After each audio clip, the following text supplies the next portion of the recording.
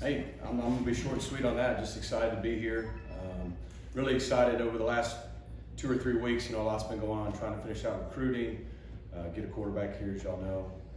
Really excited to be off the road recruiting, get a chance to, get to know our staff more, get to know our players. Most importantly, now for us, the real job begins because most of the guys are going to be on our roster are here, and so this spring's important for us. Obviously, from an X and O standpoint, but just developing relationships with our players, getting to know them getting to know us. I've never seen an offense be very good that's not close and together. So just excited to kind of dive into getting to know our guys. The first 3 weeks I've spent here have been mostly away from here. And so trying to get settled here and settle in with our guys and get ready to go to work because there's a lot of work to be done. But fire away.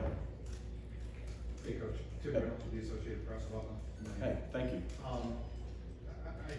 When the deal got done, when you came here, a lot of things that happened subsequently hadn't happened yet. There's been change of quarterback. There's a lot of good things that happened in these 3 weeks. When you did come aboard, there were a lot of questions going on. Yeah. What spoke to you that this was the right move for you and your family right now? Yeah, a couple things. I will say I was in a really good situation with, I will say Sonny Dykes is someone I have a lot of respect for.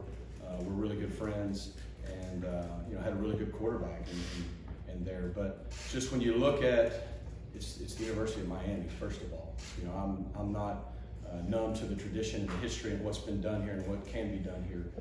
So I think that starts. I think Coach Diaz is a big reason that I was very interested because, we went against each other back in the day in the SEC a lot. We were both coordinators.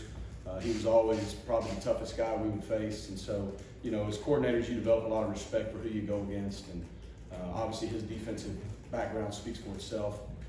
And obviously how we've been successful here on defense. And so those two things probably stood out. And really thirdly, just kind of looking through the situation, there's, I guess it's easy to always get caught up in negatives or what things aren't there. I'm just not one of those guys. I kind of see what can be and what is there and say, hey, this is what's there. This is what can be done with what's there. And try not to focus on the issues. Now you got to go solve issues. You can't be naive to it, but we'll focus on, okay, here's what we do have. So here's what we can be really good with. And if we do improve some of those maybe deficiencies, what really could be done. And so just thinking probably a combination of it being the University of Miami, being Coach Diaz, and seeing what a great opportunity there was here, just, it's what I kind of kept coming back to. Hi, Rhett. From the time you've had to study tape of Miami players in between 2021 recruiting the last few months, how good is the talent at receiver, running back, tight end? And if you wouldn't mind talking about some of the players who caught your eye and their skill sets among returning guys. I'll be real careful to name names just because it's so early. And honestly, sometimes that sets unfair expectations for kids. But I'll say this, I've been in some situations before where, maybe coming in from an offensive standpoint, we've kind of got to turn things around in some, at least perception, statistical areas. And in those scenarios, I think back to when I had been at Auburn in 2009-10, when we came back in 2013. The year before they had gone 3-9, 0-8, worst year in school history. And there wasn't one player on that offense that anybody wanted. Same thing, a couple years I went to UConn, and then even last year at SMU when we were trying to make improvements. And the things I've always done is the past is the past. You've got to be aware of some things, but really like I've told our players day one, all I really care about is what we're doing going forward. So I have not and will not watch one single game from last year, like in terms of a game. Now, what I have done is we've had some GAs and quality control coaches that go cut up specific plays of players. So I can get to know, hey, here's 10 or 15 plays of Zion. Here's 10 or 15 plays of Pope, or this guy or that guy. And I can see kind of what their skill set is, what I think they can do until we get on the field with them. And so from doing that, what I have seen is I think we got some pieces in place we can work with. There's a lot of work to be done, but I think everywhere from O-line and tight end and running back and receiver, we've got some guys that I know are really excited about what we're going to be doing. I know they're really eager to kind of get to work on that, and it kind of had to wait for all this recruiting to subside. I think we addressed probably our most immediate need on offense was to go out and find an older, probably more seasoned quarterback to come into that room and hopefully help everyone in the room, like Coach Diaz said. And so just kind of looking through it, I think we've got guys up front that are young, a lot of guys that played that are young, but there's some length and some athleticism. I think Coach Justice and I both feel good about that, there's a lot of work to be done, but can be done. We got some experience coming back at tight end. Got two older guys at running back who played a lot of ball, and we've got two really electric young players coming in. And then when you look at receiver, we got a lot of guys that haven't really done anything, but they've got some abilities. I think back to that Auburn team, we had a receiver named Sammy Coates who had single-digit catches in his career going into that season. He led the country in yards per catch that year. We had a left tackle, Greg Robinson, who was going to be a redshirt sophomore, and no one in the world thought he was going to the draft next year. He was the second overall pick. I had a running back from not too far from here, Trey Mason, who hadn't really done much. All he did was break Bo Jackson's rushing record that year. And so I think it's a matter of putting guys in position to try to be successful, and then hopefully develop their skills. Like Coach said, that all 5 linemen are back. They've played a full year of football. And so hopefully a combination of experience now that they didn't have last year, and maybe us with what we do maybe fits them well, will help. And that's kind of the same way at every position. Hey, Coach. You coached for a lot of offensive-minded coaches, Coach Gonzalez. Yeah. What is it like to kind of be the offensive back under a defensive coach like Manny? Was that a good opportunity for you, and kind of a reason why you came? That was not, the fact that Coach is a defensive coach was not the reason, because I have coached for more offensive-minded coaches than defensive-minded coaches. I did coach with Randy Edsel for 1 year, but like I said, with Sonny Dykes, he's an offensive-minded coach, but for 2 years he really gave me, he really empowered me and gave me the ability to, myself and our offensive staff, run our offense. And so, like I said, it wasn't that I had a bad situation and was looking for something like that. I do know, like I said, Coach Diaz is really good, him and that defensive side of the ball and what they do. And so I did look at it as an opportunity to come in and hopefully work alongside those guys and team up with Coach, and let's just see if we can't try to get the offense on par to where the defense has been performing. Hey, Coach Lashlee Feb, Hey. Two things. One, Garrett came, just the pursuit of him, how it sort of came about. You can give us the story on that. And then also hiring Darren Justice, what you guys are doing with the wide receiver coach, and maybe bringing on assistants who also have offensive coordinator experience, maybe how that might help you and help the entire offense. Yeah, first and foremost with De'Eric, I think I had a chance to go against him when I was at SMU, even 2 years ago when they were, I think, 7-1 when they came to our place. That was the year he had 50 touchdowns. He's an electric playmaker, and even after he decided he was coming here, getting to talk to someone even like Kendall Bras, who coached him, and just get his, his input on, what he thought about it, just speaks volumes of who he is. Like Coach said, you turn on the tape and know he's made plays at this level and done it against really good teams. Oklahoma game 1 this year, he was doing some things, but it's who he is that's important. You got to have a leader at that position. You got to have a winner. He's got to do more than just throw the football or run the football. And so I think that's what drew me to him. We needed to address, and it's not just the guys that are on the roster, they got every opportunity to improve too. We know we got to be more productive at that position. And so I think knowing that we were going to probably bring in an older guy, it's the first thing I told all the quarterbacks here when I got the job. Before I ever met him on the phone, I just said, hey, I'm going to be up front with you because that's just how I roll. We're gonna go out and try to recruit a transfer quarterback. Doesn't mean we don't like you, doesn't mean you won't be competing. But I just think that's the right thing to do. So they knew that even before we started recruiting De'Eric or anyone else or he came. But when he became available, it actually probably was good. It happened late in the process, and there was about a week left to get him into school, and it just worked out that because he and I had gone against each other, he's from the state of Texas, he knew Shane Michelle, who was the quarterback I had at SMU. They had conversations. I just think that kind of helped us get the ball rolling to the point that we were able to get him on campus, and when he came, like Coach said, it's an act to use a brand that sells itself, and Miami and Coral Gables is a great place. And I think when he was able to sit down and see some of those cut-ups of the guys that we do have coming back, whether they put up big numbers or whatever, but just see them on tape, see them in the weight room, hang out with them for 48 hours, he felt really good about the guys that would be around him and that he could help make them better and they could help him reach some goals as well. And with regards to staff, probably the best thing that stood out about Garen is his good looks. You can see him sitting up there right now. But after that, you normally don't look for a good-looking line coach, but we found one. The thing is very similar to Eric. Garen and I have never worked together. Obviously, he's played in an up-tempo system. I believe Wright's second-team All-American coach. Am I getting that right? And at West Virginia, when they were playing a lot of tempo, he's worked with some guys. Again, Travis Stricker, Kendall Browse, guys that I know well. Some guys I've worked with that just think the world of him. And like Coach said, his reputation kind of precedes him as a recruiter, as a coach, but also as just a developer of young men. And just as he and I got to start talking, I think we see things a lot of the same way in life, much less football. And I just, again, kind of how guys, you know, your continuity on the staff is important. And I just think we'll work well together, and then the receiver situation should be resolved soon, and I think that's another good fit. And you brought up a good point too. Guys that have coordinated before, because until you've been in that seat, you look at things differently. And so guys that have been in that seat, now they are coaching the O-line, coaching the receivers, yeah, they definitely can give a different perspective that, look, I don't have all the answers. My belief is we do this thing together. And if there's 8 of us in that room, 8 are better than 1. That's just how I believe.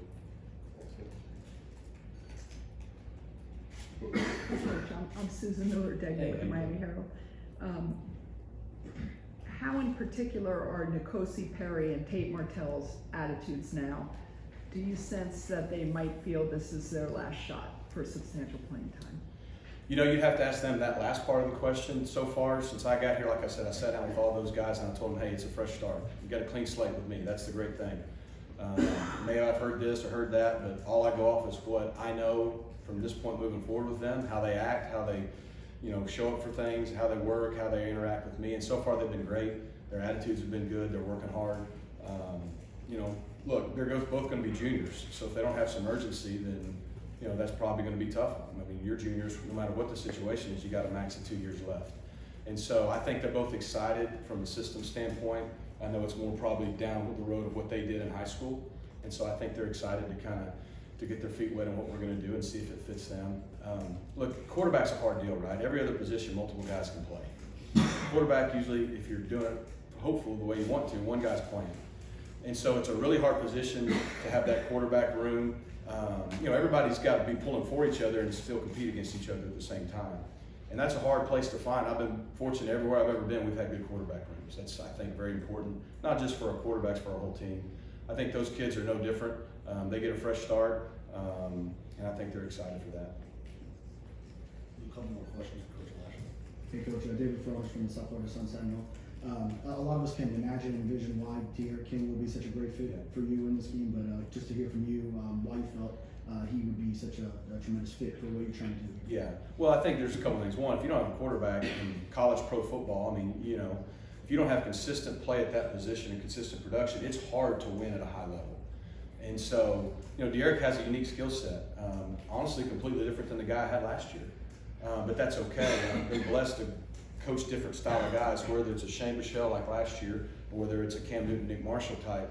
They're all in between. And I think I think the thing is at quarterback, whoever wins that job, you want to build what you do around what they do best, if that makes sense, because everybody's a little different. You know, from a system standpoint, look, we're going to know huddle. We want to be fast. We want to be physical. We want to make the defense defend the whole field. We want to try to put pressure and dictate to the defense more than them to us. There's all these things from a philosophical standpoint we're going to do and we believe in, regardless of who our quarterback is. But if you have a quarterback like De'Aaron, you may run more zone read or run the ball more at the quarterback position than, say, a kid who doesn't.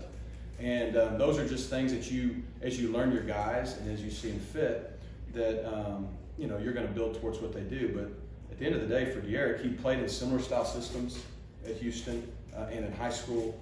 I've worked with guys that have similar skill sets to him, so I knew he would fit from that standpoint. But there's nothing better than, you know, witnessing. And I witnessed when we would play Houston what a pain in the rear end he was to defend. So I'm excited that, you know, I get to have him on my side for a year. Hey, Coach, so you just mentioned the different style of quarterbacks from last year to now with King. With that being said, is there a specific style of quarterback you're going to prioritize in recruiting? The guy who puts it in the end zone the most.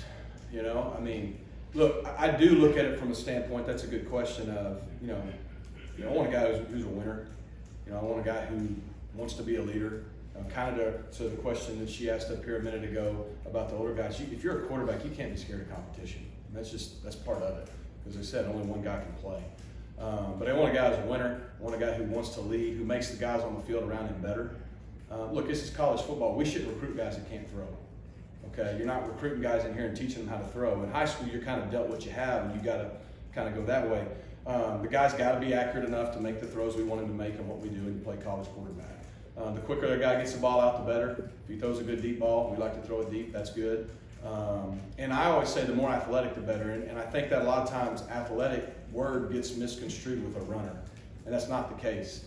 You know, obviously, more athletic guys sometimes are better runners. And look, if you can hurt the defense with your feet, that makes it that much harder on them to defend you, because they can be right in a lot of areas and the quarterback can still make them wrong. I think everyone who watches college football in the NFL sees that. But I just mean athletic. I love a guy who's been a point guard of the basketball team, shortstop, and plays quarterback and all that, because he's competed, he's got good hand-eye coordination, and again, he may only run a 4.8, but he's an athlete. And I think you got to be a really good athlete to play quarterback at a high level. This will be the last question for Coach Lashlee. Hi, Rhett. In football, obviously, there's always a lot of debate and talk about different schemes and philosophies.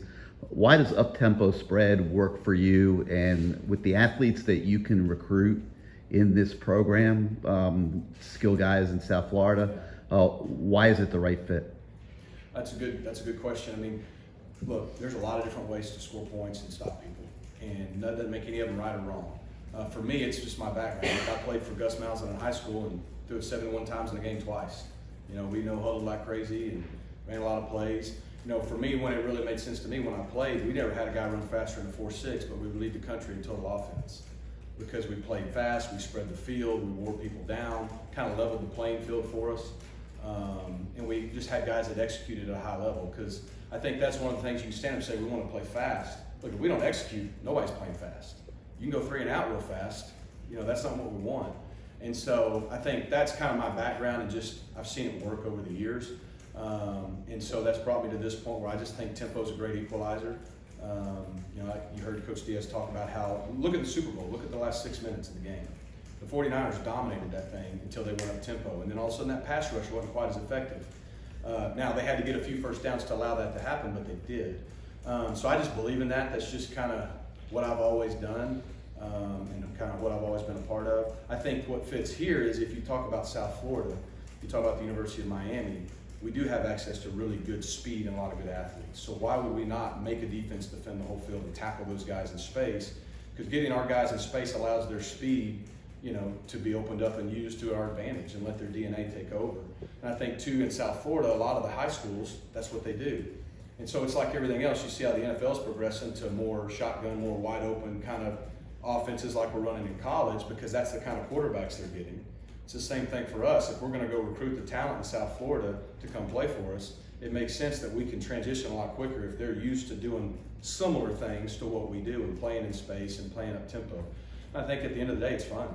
I mean, if you ask a kid, do you want to run 70 plays a game or 109? They're going to say 109, because more guys are going to touch the ball, you know. And it's a team deal, but guys like touching the ball, and that's why they play offense. So I just think it's a good overall fit, and you use that word, and I think that's a good point. Awesome. Thank you very much, Coach Lashlee.